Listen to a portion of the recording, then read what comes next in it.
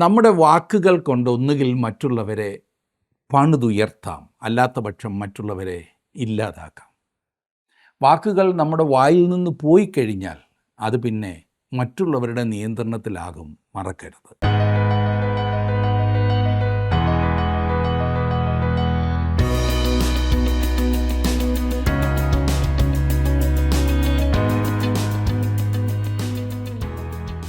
ജീവസന്ദേശത്തിൻ്റെ എല്ലാ കേൾവിക്കാർക്കും വന്ദനം. സദൃശ്യവാക്യം 10-ാം അധ്യായത്തിൽ നീതിമാനും ദുഷ്ടനും തമ്മിലുള്ള വ്യത്യാസം സവിസ്തരം നാം ചിന്തിക്കുകയുണ്ടായി. അവരുടെ സ്വഭാവത്തിലുള്ള വ്യത്യാസം, പ്രവർത്തികളിലുള്ള വ്യത്യാസം, ദൈവം ഇരുകൂട്ടരോടും ഇടപെടുന്ന വിധങ്ങൾ തുടങ്ങിയവയൊക്കെയും നാം പഠിച്ചു. അതിൻ്റെ ഒരു തുടർച്ച തന്നെയാണ് 11-ാം അധ്യായത്തിലും നമ്മൾ കാണുന്നത്. എന്താണ് ദൈവത്തെ അന്വേഷിക്കുന്നവരുടെ പ്രത്യേകതയെന്ന് നമുക്കിവിടെ കാണുവാൻ കഴിയുന്നു. സങ്കീർത്തനക്കാരൻ സങ്കീർത്തനങ്ങൾ 24 ചോദിക്കുന്നത് ശ്രദ്ധിക്കുക. യഹോവയുടെ പർവ്വതത്തിൽ ആർ കയറും?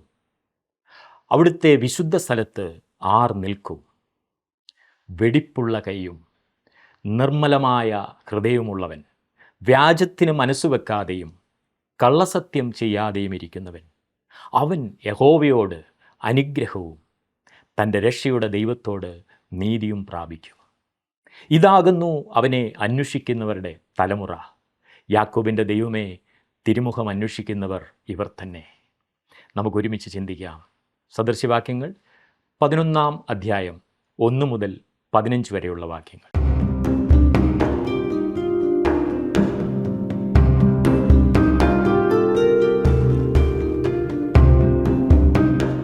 സദൃശവാക്യങ്ങൾ 10-ാം അധ്യായം വരെ നാം ചിന്തിച്ചു കഴിഞ്ഞു.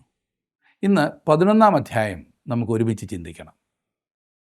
നാം കണ്ടുകൊണ്ടിരിക്കുന്ന ആ യുവാവ് ഇപ്പോൾ കോളേജിലാകുന്നു പോകുന്നത്. അവൻ പ്രൈമറി സ്കൂളൊക്കെ കഴിഞ്ഞു, ഇപ്പോൾ കോളേജിൽ കയറി. ജ്ഞാനം, അതായത് ക്രിസ്തുവാകുന്നു അവിടുത്തെ അധ്യാപകൻ. തൻ്റെ ക്ലാസ്സിൽ ആളെ കിട്ടുവാൻ ജ്ഞാനമായവൾ വഴിത്തലക്കലും പെരുവഴിയിലും ഒക്കെ പോകേണ്ടതുണ്ട് എന്ന് നാം കണ്ടു. 11-ാം അധ്യായത്തിലേക്ക് നാം വരുമ്പോൾ യുവാവിന് നൽകുന്ന ചില നല്ല ഉപദേശങ്ങൾ, പ്രത്യേകിച്ച് ബിസിനസ്സുമായുള്ള ബന്ധത്തിൽ നൽകുന്ന ഉപദേശങ്ങൾ നാം കാണുന്നു. കച്ചവടത്തിൽ ശ്രദ്ധിച്ചിരിക്കേണ്ട കാര്യങ്ങൾ. 11-ാം അധ്യായത്തിൻ്റെ 1-ാം വാക്യത്തിൽ നാം വായിക്കുന്നത്, കള്ളത്തുലാസ് യഹോവയ്ക്ക് വെറുപ്പ്, ഒത്ത പടിയോ അവന് പ്രസാദം. അതെ, ദൈവം കച്ചവടത്തിൽ ഇടപെടാറുണ്ട്, ബിസിനസ്സിൽ ഇടപെടാറുണ്ട്. താങ്കൾക്ക് അവനുമായി പങ്കു ചേരാവുന്നതാണ്. എന്നാൽ താങ്കൾക്ക് വളഞ്ഞ വഴികളുണ്ടെന്നാൽ അവനോടുകൂടെ പങ്കുകച്ചവടം ചെയ്യുവാൻ സാധിക്കില്ല. നിങ്ങൾ സത്യസന്ധനാണെങ്കിൽ നിങ്ങളുടെ പങ്കുകാരൻ ആകുവാൻ ദൈവം ആഗ്രഹിക്കുന്നു. തീരുമാനം നിങ്ങളെ ആശ്രയിച്ചിരിക്കും.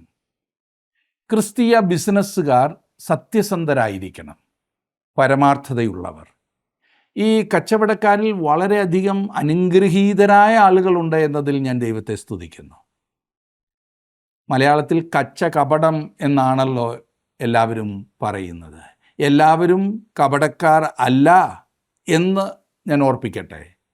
വളരെ സത്യസന്ധരായ വിശ്വാസികൾ ബിസിനസ്സിലുണ്ട്. എല്ലാവരെയും കള്ളന്മാരായി കാണരുത്. മായം ചേർക്കാതെയും അളവിലും തൂക്കത്തിലും വെട്ടിക്കാതെയും സമൂഹത്തെ സേവിക്കുന്ന അനേകം വിശ്വാസികളുണ്ട്. അവർക്ക് കൊള്ളലാഭമുണ്ടായില്ല എന്നാൽ തന്നെ ആവശ്യമില്ലാതെ പണം കളയേണ്ടി വരുന്നില്ല. അതായത് നികുതി പിരിക്കുന്നവർക്ക് കൈക്കൂലി കൊടുത്തും എന്തെങ്കിലുമൊക്കെ അനുമതി കിട്ടുവാൻ വേണ്ടി കൈക്കൂലി കൊടുത്തും ഒന്നും പണം കളയേണ്ടി വരുന്നില്ല അവർക്ക്. അങ്ങനെയുള്ളവരാണ് വാസ്തവത്തിൽ വിജയിക്കുന്നത്.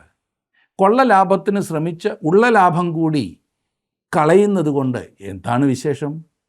പ്രത്യേകം ശ്രദ്ധിക്കണം. ഒരിക്കലും നാം കള്ളത്തരത്തിന് ഇറങ്ങിത്തിരിക്കരുത്. അന്യായമായി പണം ഉണ്ടാക്കുവാൻ ശ്രമിക്കരുത്. മായം ചേർത്ത് മറ്റുള്ളവർക്ക് കൊടുത്ത് താങ്കളുടെ വീട് സമൃദ്ധിയിൽ കൊണ്ടുപോകുവാൻ ശ്രമിച്ചാൽ തീർച്ചയായും അത് ആപത്തിലേക്ക് മാത്രമേ കൊണ്ടുപോകൂ. മറ്റുള്ളവനെ വെട്ടിച്ചും തട്ടിച്ചും താങ്കൾ ജീവിക്കുവാൻ ശ്രമിച്ചാൽ അത് കൂടുതൽ ആപത്തിന് വഴിതെളിക്കും. 11-ാം അധ്യായത്തിൻ്റെ 2-ാം വാക്യം നോക്കിക്കാട്ടെ. അഹങ്കാരം വരുമ്പോൾ ലജ്ജയും വരുന്നു, താഴ്മയുള്ളവരുടെ പക്കലോ ജ്ഞാനമുണ്ട്. എടുത്തു പറയുന്ന വേറൊരു പാപം അഹങ്കാരം എന്നുള്ളതാണ്. തൻ്റെ പഠനത്തിൻ്റെ ആരംഭത്തിൽ തന്നെ യുവാവിന് നൽകുന്ന മുന്നറിയിപ്പ് നിഗളത്തിനെതിരായിട്ടാണ്. ഈ മൊഴി നിഗളത്തെയും താഴ്മയെയും വേർതിരിച്ച് അത് തമ്മിലുള്ള വ്യത്യാസമാകുന്നു കാണിക്കുന്നത്. എല്ലായ്പ്പോഴും നിഗളത്തോടുകൂടെ ലജ്ജ വരുന്നു. തിരുവചനത്തിൽ പ്രത്യേകിച്ച് സദൃശവാക്യങ്ങളിൽ നിഗളത്തെക്കുറിച്ച് വളരെയേറെ പറഞ്ഞിരിക്കുന്നു. അതിൻ്റെ ഗൗരവം മനസ്സിലാക്കുവാൻ നമ്മെ സഹായിക്കുന്ന എത്രയെത്ര വിവരണങ്ങളാണ് നമുക്കുള്ളത്. 3-ാം വാക്യം നോക്കിക്കാട്ടെ. നേരുള്ളവരുടെ നിഷ്കളങ്കത്വം അവരെ വഴി നടത്തും, ദ്രോഹികളുടെ വികടമോ അവരെ നശിപ്പിക്കും. ലളിതമായി പറഞ്ഞാൽ ഇതിൻ്റെ അർത്ഥം, ഒരു വ്യക്തിക്ക് സത്യത്തിൽ നടക്കണമെന്നുണ്ടെങ്കിൽ അതാകുന്നു അവൻ്റെ ഹൃദയത്തിൻ്റെ വാഞ്ചയെങ്കിൽ ആലോചനയ്ക്കും നടത്തിപ്പിനുമായി ദൈവത്തിൻ്റെ പരിശുദ്ധാത്മാവിനെ ആശ്രയിക്കാവുന്നതാണ്.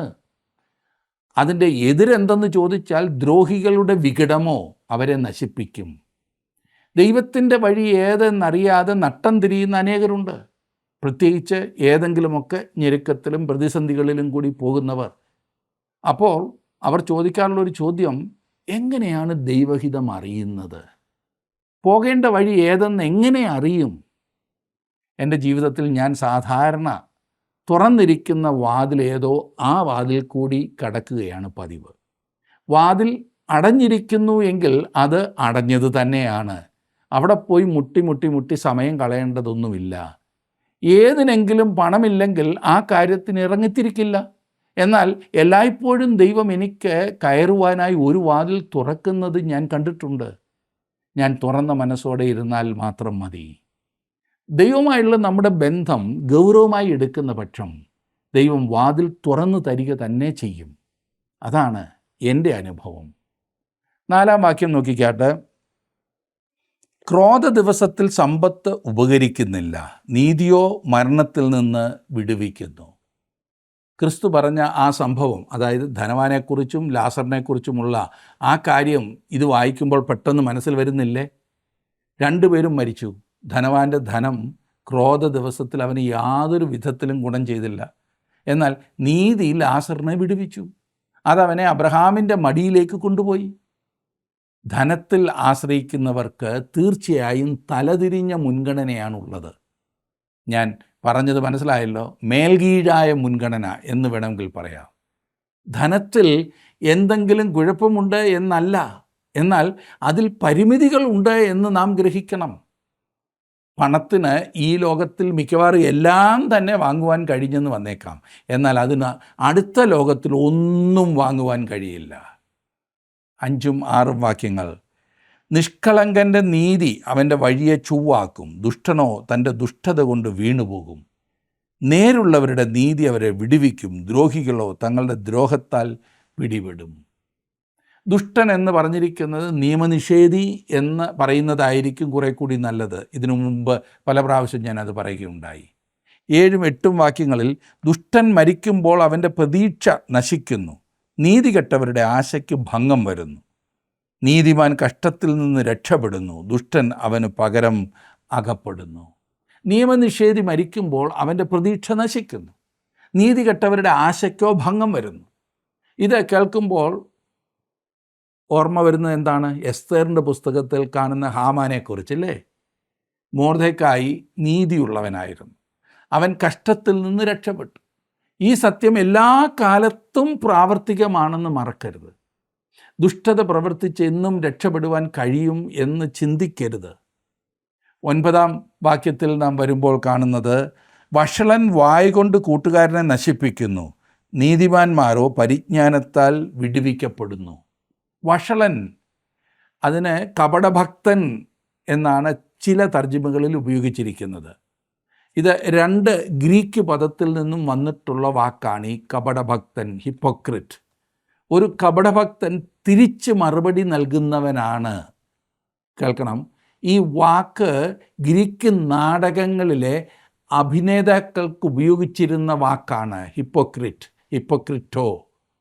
നടന്മാർക്കും നടിമാർക്കും വേണ്ടി ഉപയോഗിച്ചിരുന്നൊരു വാക്ക്. ഒരു നടൻ തൻ്റെ ഭാഗം അഭിനയിക്കേണ്ടതായി വരുമ്പോൾ തനിക്ക് പറയുവാനുള്ള ചെറിയ കാര്യം പറയുവാൻ സമയമായി എന്നവൻ അറിയുന്നു. ഇത് നാടകാഭിനയമാകുന്നു. അവൻ്റെ യഥാർത്ഥത്തിലുള്ള ഭാവമോ വാക്കുകളോ അല്ല. അവൻ അവിടെ ഉപയോഗിക്കുന്നത് അഭിനയം മാത്രമാണ്. ഈ വാക്ക് മതപരമായ വിധത്തിൽ പറയുമ്പോൾ അതിൻ്റെ അർത്ഥം ആരെക്കുറിച്ച് പറയുന്നുവോ അവൻ കള്ളനാകുന്നു എന്നത്രേ. ഹല്ലേലൂയായും സ്തോത്രവുമൊക്കെ ആത്മാർത്ഥതയില്ലാതെ പറയുന്നതാണ് ഇവരുടെ സ്വഭാവം. ഹൃദയത്തിൽ യാതൊരു മാറ്റവുമില്ലാതെ, മാറ്റമുണ്ട് എന്ന് നടിക്കുന്നവരാണവർ. പ്രസംഗിക്കാൻ എഴുന്നേറ്റ് നിന്നാൽ എന്തൊരു പ്രസംഗം, സാക്ഷ്യം പറയുവാൻ പറഞ്ഞാലോ മുൻപിലുണ്ട്, എന്നാൽ ജീവിതത്തിൽ യാതൊരു മാറ്റവുമില്ല. അവൻ ഒരു ഭാഗം അഭിനയിക്കുക മാത്രമാണ് ചെയ്യുന്നത്. അവൻ അവൻ്റെ ഹൃദയത്തിൽ ദൈവത്തെ മഹത്വപ്പെടുത്തുകയല്ല, ഹൃദയത്തിൽ ഇറങ്ങാതെയുള്ള ഭക്തി മാത്രമാണുള്ളത്.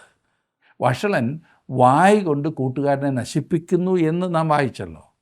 അവൻ താങ്കളുടെ സ്നേഹിതനാകുന്നു എന്ന് അഭിനയിക്കും, എന്നാൽ അവൻ്റെ ജീവിതത്തിലെ പാപത്തെ മറയ്ക്കുവാനായി താങ്കളുടെ പുറത്ത് കത്തി കയറ്റുന്നവനാണ് ഈ പറയുന്ന വക്രൻ. അതെ, പിൻപിൽ നിന്ന് കുത്തുന്നവനാണവൻ. ഈ വിവരണം ശ്രദ്ധിക്കുമ്പോൾ ബൈബിളിൽ ആരെയാണ് ഓർമ്മ വരുന്നത്? അതെ, പൊത്തിഫേറിൻ്റെ ഭാര്യയെക്കുറിച്ച് ഞാൻ ഓർക്കുന്നു. അവൾ യോസഫിനെ നശിപ്പിക്കുവാൻ ശ്രമിച്ചു. തൻ്റെ സ്വന്തം പാപത്തെ മറയ്ക്കുവാനായി അവൾ യോസഫിൻ്റെ നേരെ കുറ്റാരോപണം കൊണ്ടുവന്നു. അവളായിരുന്നു തെറ്റുകാരി.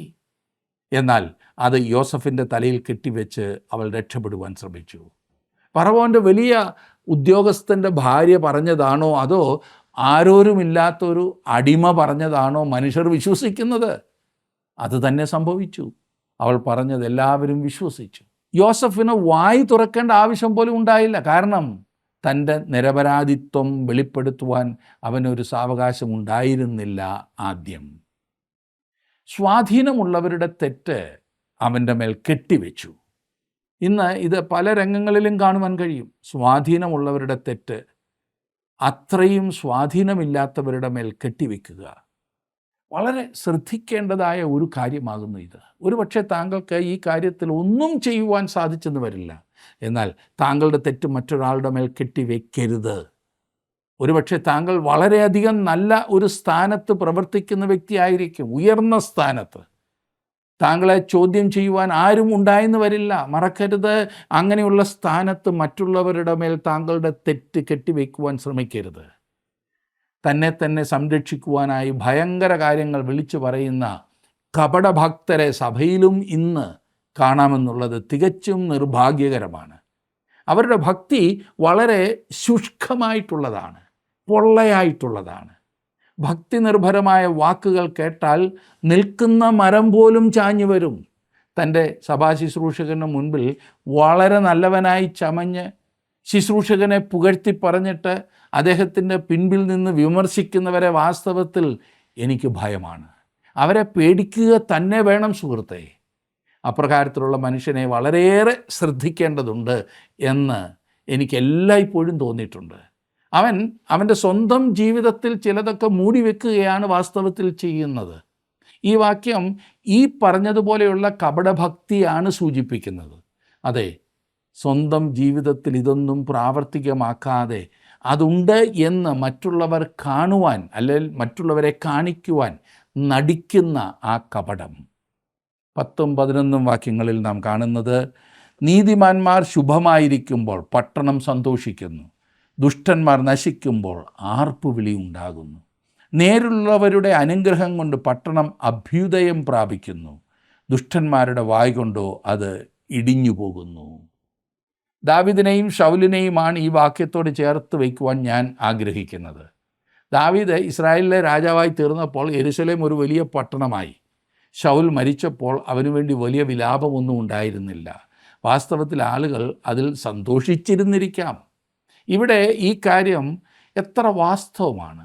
ഒരാൾ മരിക്കുമ്പോൾ സന്തോഷിക്കണമെന്നല്ല, എന്നിരുന്നാലും ചിലരുടെ ഹൃദയത്തിൽ പോയി കിട്ടിയല്ലോ എന്നൊരു ചിന്ത ഉണ്ടായാൽ ആ ജീവിതം എത്ര ശൂന്യമായിരുന്നു, എത്ര പാഴ് ആയിരുന്നു എന്ന് കാണുവാൻ സാധിക്കും. ആ ജീവിതം വാസ്തവത്തിൽ എന്താണ് നേടിയത്? എന്നാൽ ചില ആളുകൾ തങ്ങളുടെ ജീവിതത്തിൽ വളരെയധികം കാര്യങ്ങൾ ചെയ്തിട്ട് ഈ ലോകത്തിൽ നിന്ന് മാറ്റപ്പെടുമ്പോൾ അത് സമൂഹത്തിനൊരു തീരാ നഷ്ടം പോലെ വരുത്തി വയ്ക്കാറുണ്ട്. അത് എത്ര അനുഗ്രഹിക്കപ്പെട്ട ജീവിതമാണ്. നമ്മുടെ ഓരോരുത്തരുടെയും ജീവിതം അതുപോലെ അനുഗ്രഹിക്കപ്പെട്ടതായിരുന്നെങ്കിൽ എത്ര നന്നായിരുന്നല്ലേ? ചിന്തിച്ചു നോക്കൂ. 12-ാം വാക്യത്തിൽ, കൂട്ടുകാരനെ നിന്ദിക്കുന്നവൻ ബുദ്ധിഹീനൻ, വിവേകമുള്ളവനോ മിണ്ടാതിരിക്കുന്നു. ഈ വാക്യത്തിൻ്റെയും ഉദാഹരണം ദാവീദാകുന്നു എന്നത്രേ ഞാൻ ചിന്തിക്കുന്നത്. ശലോമോൻ്റെ ജീവിതത്തിന്മേൽ ദാവീദിനുണ്ടായിരുന്ന വലിയ പ്രഭാവം താങ്കൾ എപ്പോഴെങ്കിലും ചിന്തിച്ചിട്ടുണ്ടോ? ദാവീദ് ബത്സബയുമായി പാപം ചെയ്തു എങ്കിലും ആ കറയൊഴിച്ചാൽ അവൻ്റെ ജീവിതം അതിമഹത്തായ ഒന്നായിരുന്നു. എത്രയെത്ര മാതൃകകളാണ് നമുക്ക് ആ ജീവിതത്തിൽ കാണുവാൻ കഴിയുന്നത്. അതൊക്കെ അവൻ്റെ ജീവിതത്തിൽ നിന്നും സ്വതവേ പുറപ്പെട്ടിരുന്നതാണ്. കപടഭക്തി ആയിരുന്നില്ല. തൻ്റെ മകൻ അബ്ശാലോം തന്നെ എതിർത്തപ്പോൾ ദാവീദ് യെരൂശലേം വിട്ട് ഓടുന്ന രംഗം നിങ്ങൾ ഓർക്കുന്നുണ്ടല്ലോ. ശിമെയി എന്നൊരുത്തൻ ദാവീദിനെ ശപിച്ചും കൊണ്ട് പുറകിൽ നിന്ന് മണ്ണും കല്ലും വാരി എറിഞ്ഞ് ദാവീദിൻ്റെ പിൻപേ ചെന്നു. ദാവീദിൻ്റെ സൈന്യാധിപനായിരുന്ന യോവാബ് ശിമെയിയെ അങ്ങനെ കൊന്നുകളയുവാൻ ആഗ്രഹിച്ച് രാജാവിനോട് അനുമതി ചോദിച്ചു. അത് ആ സാഹചര്യത്തിൽ യോവാബിന് ചെയ്യുവാൻ കഴിയുന്ന കാര്യവുമായിരുന്നു. ദാവീദ് അനുവദിക്കണമെന്ന് മാത്രം. എന്നാൽ ദാവീദ് അനുവദിക്കാതെ പറഞ്ഞത്, യോവാബേ, അവൻ്റെ ഹൃദയത്തിൽ നിന്നുമാണ് സംസാരിക്കുന്നത്. ഇത് എൻ്റെ മേൽ വരുന്ന ദൈവത്തിൻ്റെ ന്യായവിധിയാകുന്നു എന്നത്രേ. ദാവീദിൻ്റെ ആ വാക്കുകൾ വളരെ ശ്രദ്ധേയമാണ്. ദൈവം ഒരുപക്ഷെ അവനോട് പറഞ്ഞു കാണും, എന്നെ ശപിക്കുവാൻ, അവനെ തടുക്കുവാൻ നാം ആരാണ്? അതെ, വിവേകമുള്ളവനോ മിണ്ടാതിരിക്കുന്നു. മറ്റുള്ളവർ താങ്കളെ ശപിക്കുകയും താങ്കളുടെ സ്വഭാവത്തെ ഹനിക്കുവാൻ ശ്രമിക്കുകയും ചെയ്യുന്നത് കാണുവാൻ കഴിഞ്ഞെന്ന് വരും. മിണ്ടാതിരിക്കുക. കർത്താവ് തന്നെ അതിനെ കൈകാര്യം ചെയ്തുകൊള്ളും. ദാവീദിൻ്റെ സാഹചര്യത്തെ അവൻ എത്ര ഭംഗിയായിട്ടാണ് കൈകാര്യം ചെയ്തത്. ഈ പുസ്തകത്തിൽ കാണുന്ന ആശ്ചര്യകരമായ തത്വങ്ങളാണിവ. അതെ, നമ്മുടെ ഓരോരുത്തരുടെയും ജീവിതത്തിൽ നമുക്ക് പ്രാവർത്തികമാക്കുവാൻ കഴിയുന്ന നല്ല മാതൃകകൾ. ഈ പുസ്തകത്തിൽ കാണുന്ന ഈ തത്വങ്ങളൊക്കെ യുവജനങ്ങൾ പഠിക്കുന്നത് വളരെ നല്ലതാണ്. എല്ലാവരും പഠിക്കുന്നത് നല്ലതാണ്, പക്ഷേ യുവജനങ്ങൾ പ്രത്യേകിച്ചും. അത് ഒരായുസ് മുഴുവൻ നിങ്ങളെ അനുഗ്രഹത്തോടെ മുൻപോട്ട് നയിക്കും.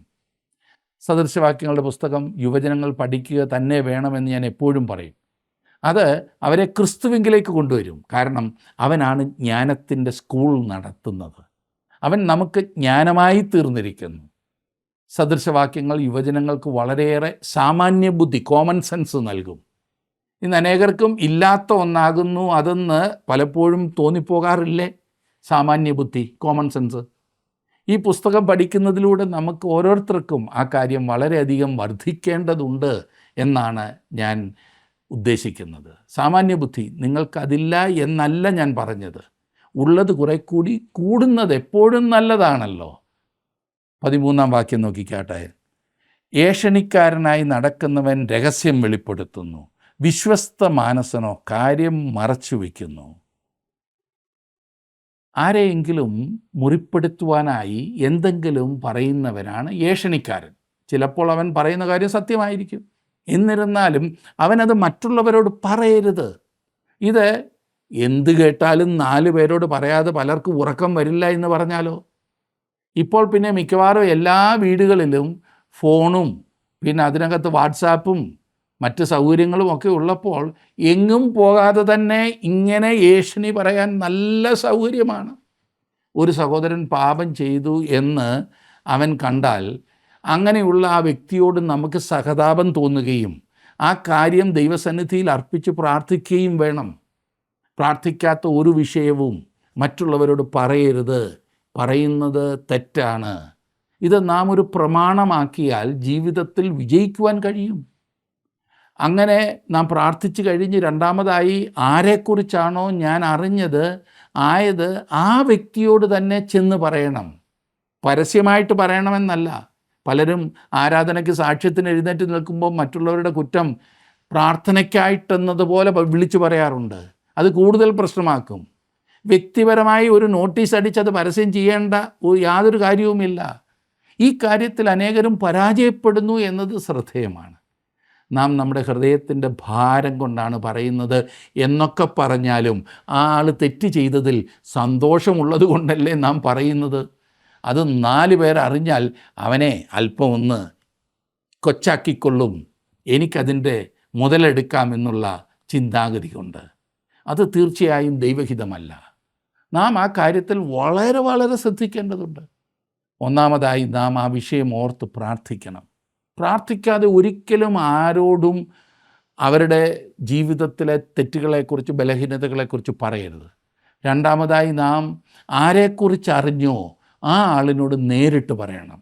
മിക്കവാറും അവിടം കൊണ്ട് നിങ്ങൾക്ക് ആ പറച്ചിൽ അവസാനിപ്പിക്കേണ്ടതായി വരും എന്നാണ് ഞാൻ ചിന്തിക്കുന്നത്. കാരണം നിങ്ങൾ പ്രാർത്ഥിച്ച് ഭാരത്തോടുകൂടി ആ ആളിൻ്റെ തെറ്റ് ചൂണ്ടിക്കാണിച്ചാൽ അനുതപിക്കുക തന്നെ ചെയ്യും. 14 വാക്യം നോക്കിക്കാട്ടെ. പരിപാലനമില്ലാത്തിടത്ത് ജനം അധോഗതി പ്രാപിക്കുന്നു, മന്ത്രിമാരുടെ ബഹുത്വത്തിലോ രക്ഷയുണ്ട്. ശരിയായ മാനേജ്മെൻറ്റ് ഇല്ലാത്തിടത്ത് മനുഷ്യർ വീണു പോകുന്നു എന്നർത്ഥമാണ്. അതേസമയം ഉപദേശകരുടെ ബഹുത്വത്തിലോ സുരക്ഷിതത്വമുണ്ട്. നിങ്ങൾ എത്ര മിടുക്കനായിരുന്നാലും നിങ്ങൾക്ക് നല്ല ഉപദേശം ആവശ്യമാണ്. നെബൂഖദ്നേസർ രാജാവിന് ഒരു ഉപദേശകനായി ദൈവം ദാനിയേലിനെ നൽകി. അവൻ തൻ്റെ രാജാവിനെ വളരെയേറെ സഹായിച്ചു. ദാനിയേൽ കോരശ് രാജാവിനും ഒരു ഉപദേശകനായിരുന്നു. അവന് വലിയ സഹായവുമായിരുന്നു എന്ന് നാം ബൈബിളിൽ വായിക്കുന്നു, ചരിത്രത്തിൽ കാണുന്നു. ഇനി 15 വാക്യത്തിലേക്ക് വരാം. അന്യന് വേണ്ടി ജാമ്യം നിൽക്കുന്നവൻ അത്യന്തം വ്യസനിക്കും, ജാമ്യം നിൽപ്പാൻ പോകാത്തവനോ നിർഭയനായിരിക്കും. അന്യന് വേണ്ടി ജാമ്യം നിൽക്കുന്നവൻ അതിൻ്റെ വില കൊടുക്കേണ്ടി വരും. അവൻ അനുഭവത്തിൽ നിന്ന് പഠിക്കും എന്നാണ് അർത്ഥം. താനൊരു വലിയ അബദ്ധമാകുന്നു കാണിച്ചതെന്ന് അവൻ പഠിക്കും. എന്നാൽ അപരിചിതന് വേണ്ടി ജാമ്യം നിന്ന ഒരുവനുണ്ട്.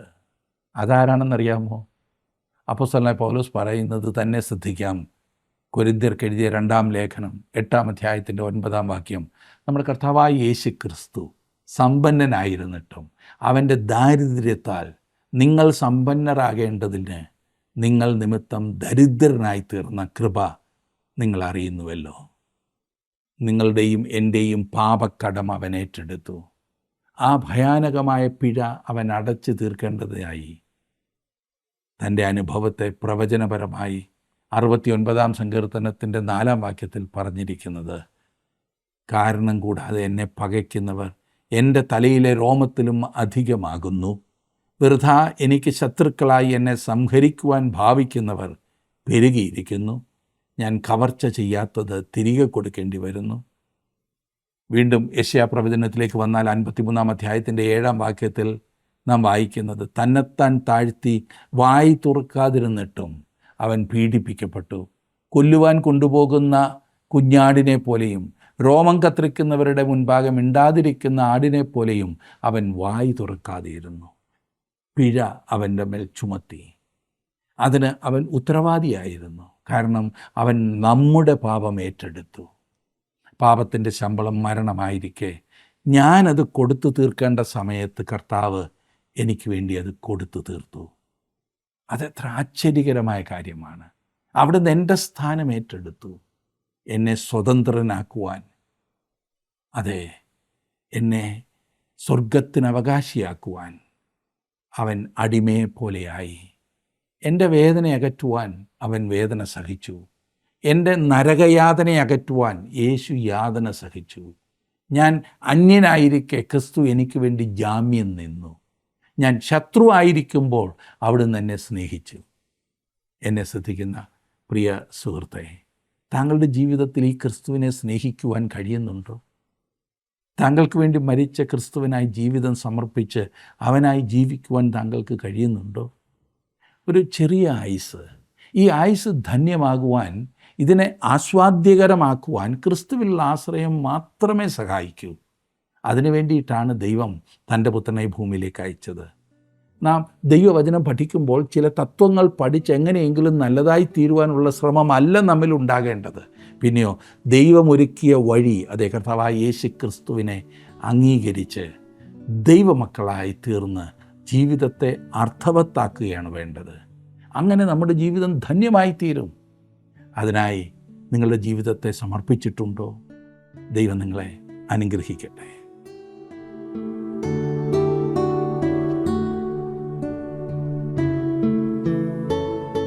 ആരാണ് നീതിമാൻ? എന്താണ് നീതിമാൻ്റെ പ്രതിഫലം? കർത്താവായ യേശു ക്രിസ്തുവിനെക്കുറിച്ചുള്ള ഒരു പ്രവചന സൂക്തം ശ്രദ്ധിക്കുക. സങ്കീർത്തനങ്ങൾ 45-ൻ്റെ 6ഉം 7ഉം വാക്യങ്ങളിലാണ് അത് എഴുതിയിരിക്കുന്നത്. ദൈവമേ, നിന്റെ സിംഹാസനം എന്നുമെന്നേക്കുമുള്ളതാകുന്നു. നിന്റെ രാജ്യത്വത്തിൻ്റെ ചെങ്കോൽ നീതിയുള്ള ചെങ്കോലാകുന്നു. നീ നീതിയെ ഇഷ്ടപ്പെട്ട് ദുഷ്ടതയെ ദ്വേഷിച്ചിരിക്കുന്നു. അതുകൊണ്ട് ദൈവം, നിന്റെ ദൈവം തന്നെ നിന്റെ കൂട്ടുകാരിൽ പരമായി നിന്നെ ആനന്ദ തൈലം കൊണ്ട് അഭിഷേകം ചെയ്തിരിക്കുന്നു. അതെ, നീതിമാന് പ്രതിഫലമുണ്ട് നിശ്ചയം. ഇന്ന് ഞങ്ങളെ കേൾക്കുന്ന നിങ്ങൾക്ക് ഈ ഉറപ്പുണ്ടോ? ദൈവം നിങ്ങളെ അനുഗ്രഹിക്കട്ടെ.